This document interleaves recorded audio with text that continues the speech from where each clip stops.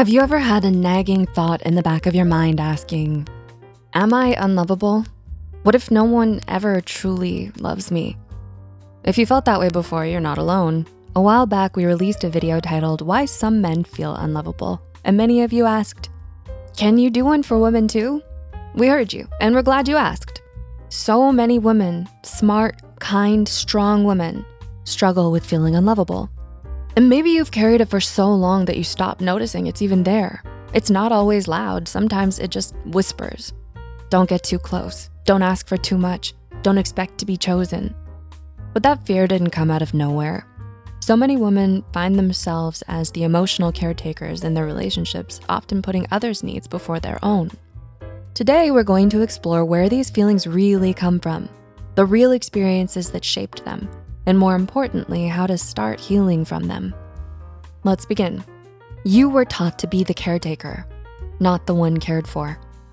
From day one, you were conditioned to care for others, siblings, parents, classmates, partners.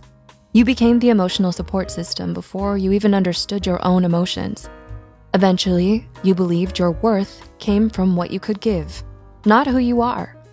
This is called parentification, taking on adult caregiving roles too soon. It teaches you, my job is to give love, not receive it. When giving becomes your identity, receiving love feels unfamiliar or undeserved.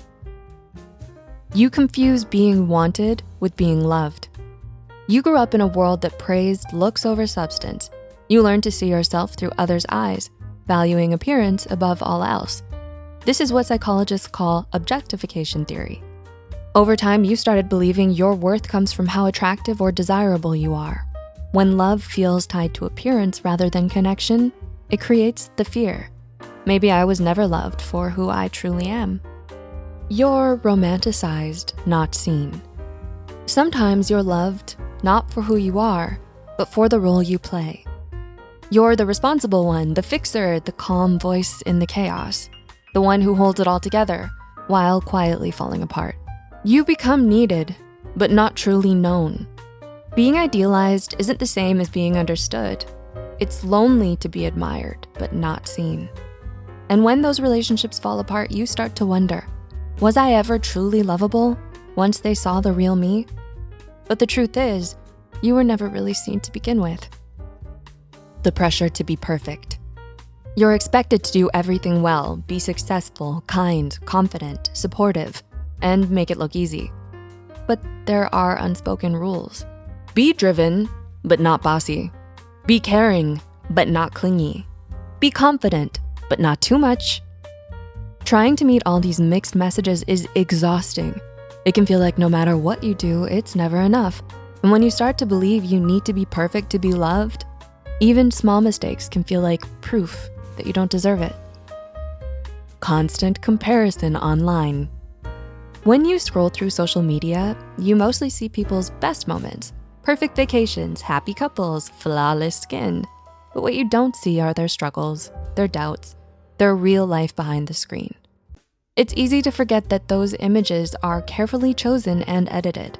Still, you might start to believe that everyone else has it all together and that you're the only one who doesn't. Over time, that can make you feel like you're not good enough to be loved just as you are.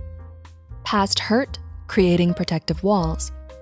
Sometimes feeling unlovable is actually a trauma response. If you've been betrayed, abandoned, or deeply hurt, your mind convinces you that you're unlovable as protection from future pain. If you believe you're not worth loving, rejection won't hurt as much. But these protective walls that once kept you safe become prisons that keep love out, even when it's genuine and available. So now what? How do we heal? Feeling unlovable is not a permanent reality. It's a mindset shaped by experience, and it can be changed. Here's how. Challenge negative self-talk. Catch those quiet, self-defeating thoughts and question them. Instead of, I'm unlovable, ask, who taught me that love was something I had to earn? Write down the patterns you notice and counter them with small but real reminders of your worth. Redefine your worth. Love isn't something you earn by being perfect. It's something that grows through connection. Think about what makes your closest friendships meaningful. It's not about how much you give, but who you are when you're safe to just be. Learn to receive. Practice accepting compliments with a simple thank you. Ask for one small thing you need today. Let someone help you without rushing to return the favor. Receiving love can feel uncomfortable, but it's not selfish. It's human. Set boundaries without guilt. Say no when you need to. You don't have to explain your every decision. Try, I can't do that, but thanks for asking. Boundaries are not rejection, they're clarity, and they protect space for the right people to connect with the real you. Start small with connection. You don't have to bare your soul all at once.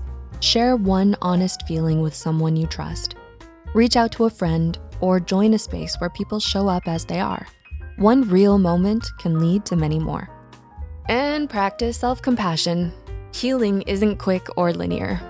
When you're hard on yourself, pause and ask, what would I say to a friend right now? Treat yourself with the same care. You don't have to be perfect to be loved, just present. If you've ever felt unlovable, you're not alone, and those feelings don't define you. Love isn't something you earn by overgiving. It grows when you let yourself be seen, valued, and accepted by others and by yourself. If this video resonated with you, you might also like 6 things you didn't know were loneliness, and check out our previous version on why some men feel unlovable. Support our work by leaving a comment, liking the video, and subscribing for more self-growth content. Who knows? You might even get a virtual cookie.